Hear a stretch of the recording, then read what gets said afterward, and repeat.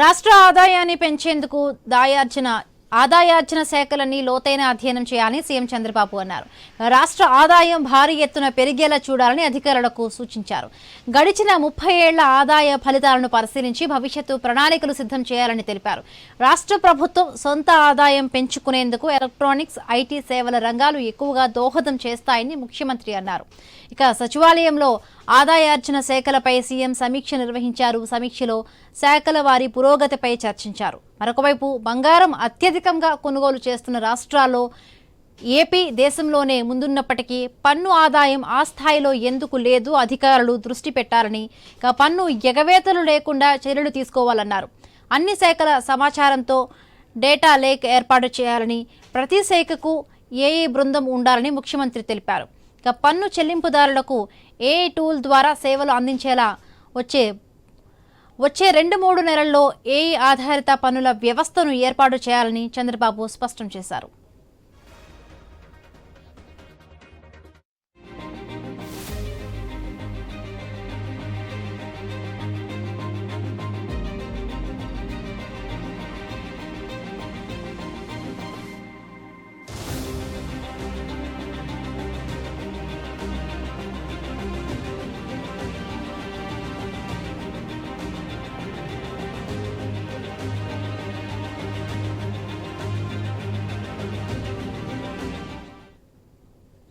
పొరుగు రాష్ట్రాల నుండి మద్యం అక్రమంగా రాష్ట్రంలో విక్రయించకుండా కఠిన చర్యలు తీసుకోవాలని సీఎం చంద్రబాబు అధికారులను ఆదేశించారు.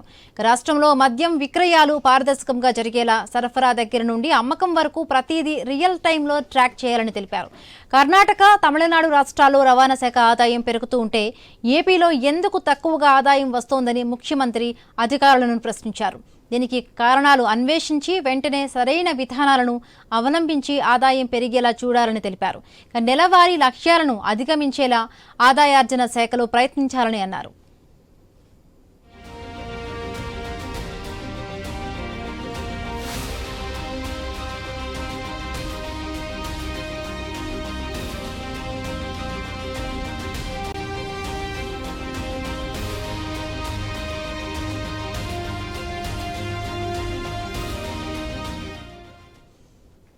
రాష్ట్రంలో ఎర్రచందనం నిల్వలను అంతర్జాతీయ మార్కెట్లో విక్రయించేలా కమిటీ ఏర్పాటు చేయాలని ముఖ్యమంత్రి అధికారులకు సూచించారు. వేల కోట్ల రూపాయల విలువైన ఎర్రచందనం ఏపీకి మాత్రమే సొంతమని, దీన్ని విక్రయించడం ద్వారా పెద్ద ఎత్తున ఆదాయం ఆర్జించవచ్చన్నారు. రాష్ట్రంలో ఎన్ని టన్నుల ఎర్రచందనం నిల్వలు ఉన్నాయి, వాటి విలువ ఎంత అనే దానిపై కమిటీ స్పష్టమైన నివేదిక ఇవ్వాలని సీఎం చంద్రబాబు తెలిపారు.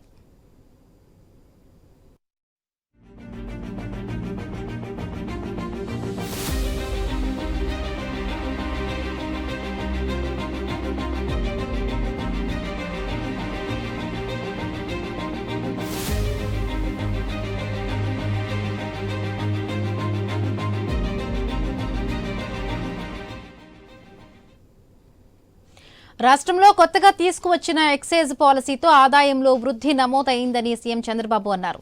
2024 నుండి 25లో రాష్ట్రానికి ఎక్సైజ్ ఆదాయం 28,842 కోట్లు వచ్చిందని తెలిపారు. ఇది అంతకుముందు ఏడాది కన్నా 14.84% ఎక్కువ అని తెలిపారు. అయితే దక్షిణాది రాష్ట్రాలైన తెలంగాణ, తమిళనాడు, కర్ణాటకతో పోల్చుకుంటే ఏపీలో ఎక్సైజ్ ఆదాయం ఇప్పటికీ తక్కువగానే ఉందని సీఎం చంద్రబాబు అన్నారు. 2025 నుండి 26 ఆర్థిక సంవత్సరం ఏప్రిల్ నెలలో రాష్ట్రానికి 2,116 కోట్ల ఆదాయం రాగా ఈ ఏడాది మొత్తం ఎక్సైజ్ ద్వారా 33,882 కోట్ల ఆదాయం వస్తుందని అంచనా వేస్తున్నట్లు అధికారులు వివరించారు.